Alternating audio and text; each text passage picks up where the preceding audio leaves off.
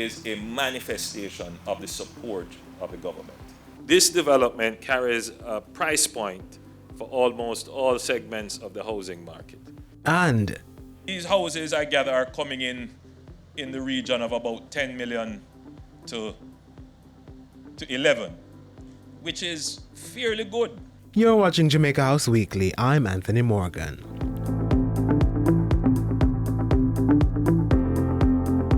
Prime Minister Andrew Holness has pledged increased support and investment for the Jamaica Defence Force to improve the nation's security, calling the JDF a critical tool in dealing with new and unconventional threats to national security. Mr. Holness says government will be providing the resources needed to bolster the force's efforts. In our area, the threat is the increasing number of gangs, dons, and guns. And that is what we must now recalibrate our civil defense and national security assets to tackle. And that is what the government has been doing. And that is what I want to convey to the leaders, the strategic thinkers of the Jamaica Defence Force, that this is now your new mission, because this is now the clear and present danger to our society. And the government will make the investment to support you in doing this. Mr. Holness was speaking on Friday at the opening of the new Lathbury Barracks offices and accommodation at the JDF's Up Park Camp headquarters. The facilities will provide military housing for over 10,000 soldiers. The project is being executed by the JDF, the National Housing Trust, and the Urban Development Corporation.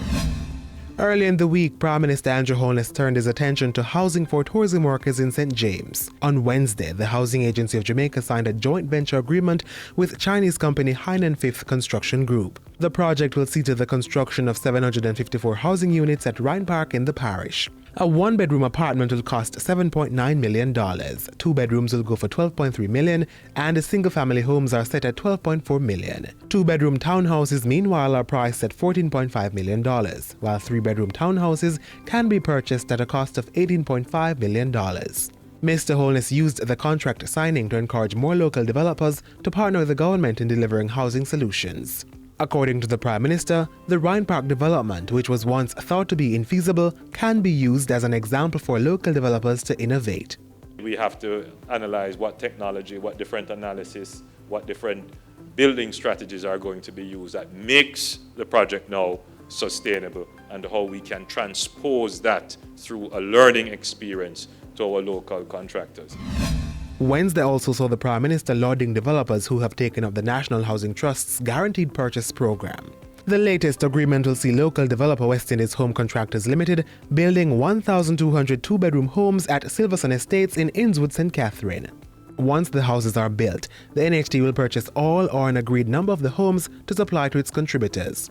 The program will allow developers to reduce their market risk, while the NHT will satisfy the demand for housing solutions. What we're seeing is that these housing solutions are coming in at lower prices than if they were sold on the open market. So, these houses, I gather, are coming in the region of about 10 million to 11, which is fairly good, given the amenities that will be on the property. I see this program as a very successful program. And I think that in the coming months, it will be expanded as more and more developers and contractors see the program working. They will want to participate. 200 of the 1,200 homes are to be ready by March 2020. Mr. Holness used Wednesday's groundbreaking to announce that he had ordered a comprehensive review of the proposed Bernard Lodge City development. Addressing public concerns about land usage in the area, Prime Minister Holness acknowledged that out-of-town housing developments may become unaffordable to citizens due to expensive costs for service delivery and maintenance, as well as high construction costs and long travel times. It is something that I'm very sensitive to. And it is never easy. But the nation must never lose sight of the ultimate goal. And the ultimate goal is to provide shelter in an orderly way and in a sustainable way. Trade across borders was one of the lowest scores in our ease of doing business. and I've been speaking about it for a long time. I'm happy to see that there's a tangible move on the part of the Ministry of Industry, Commerce, Agriculture and Fisheries to have this done. Prime Minister Andrew Holness expressing satisfaction with the move to launch the Jamaica Trade Information Portal.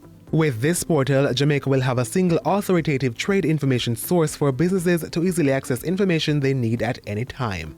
To be managed by the Trade Board Limited, the portal will go live on May 16 and can be accessed at www.jamaicatradeportal.gov.jm.